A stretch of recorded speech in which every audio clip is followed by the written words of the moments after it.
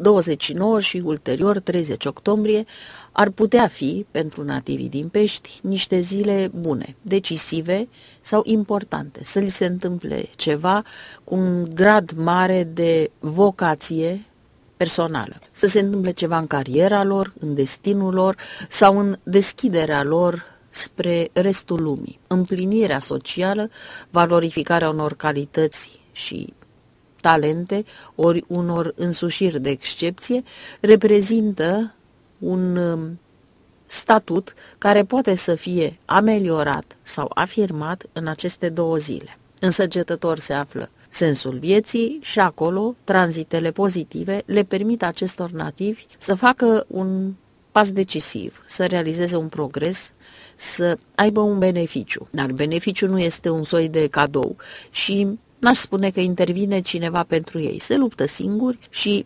realizează un lucru pe care și-l doreau de mult. Dar nu acesta este, deși sună foarte bine, elementul important, axa cardanică, să spunem, a săptămânii viitoare. Cea mai importantă secvență de viață vine, cum este lesne de bănuit, de la Casa Noua și de la Scorpioni. Acolo se petrec niște alchimii intelectuale, morale, mentale, sufletești, psihice, dar poate chiar și trupești, care îi ambiționează, îi învigorează și îi însănătoșesc pe acești nativi. Chiar dacă trupul suferă, chiar dacă undeva un nativ din zodia Peștilor nu este sănătos și aceste afecțiuni vin de mult, sunt boli cronice sau, la o anumită vârstă, este de așteptat, după o minimă logică medicală, ca o serie de afecțiuni să nu mai treacă niciodată. În cronicizarea lor să rămână un factor de suferință pentru trupul peștelui. Dar vine o vindecare în sensul unei compensări, unei anulări sau unei inhibări a acestor stări proaste trupești printr-un beneficiu, printr-un entuziasm, printr-o euforie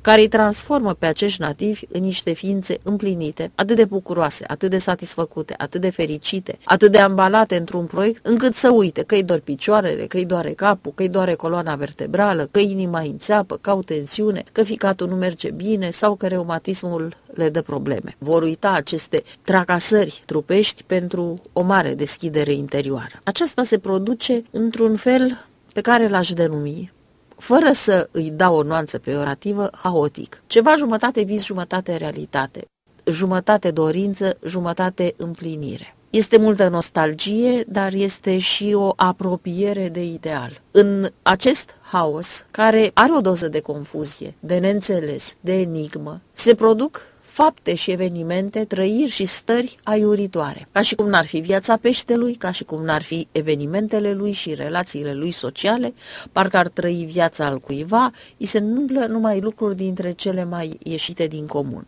Surprize de tot felul.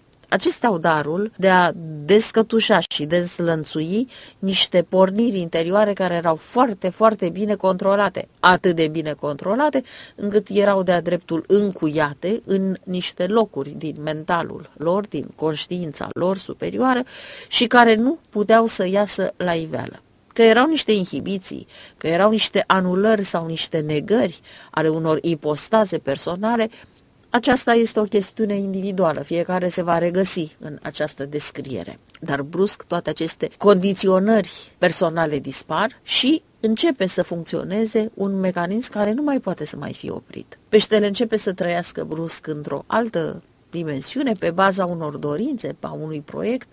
Acest proiect poate să fie pentru cei din afară de multe ori o banalitate. De exemplu, să proiecteze o călătorie în străinătate, să proiecteze o vacanță pentru niște zile într-un loc în care își dorește de mult să ajungă, să citească ceva, să trăiască pentru niște zile într-un fel în care își dorea de mult, mai cumpătat, mai înțelept, să facă experiența unei asceze spirituale, a unei restricții culinare, a unui regim care să aibă nu numai virtuți purificatoare, dar și capacitatea de a trezi forțe lăuntrice. Toate acestea sunt de natură să întinerească și să dea o nouă viață, dar și o nouă calitate vieții acestor nativi. Tot ceea ce vine dinspre Scorpion, care înseamnă moarte, mai înseamnă și renaștere, din celebrul motiv al păsării Phoenix, care renaște din propria cer.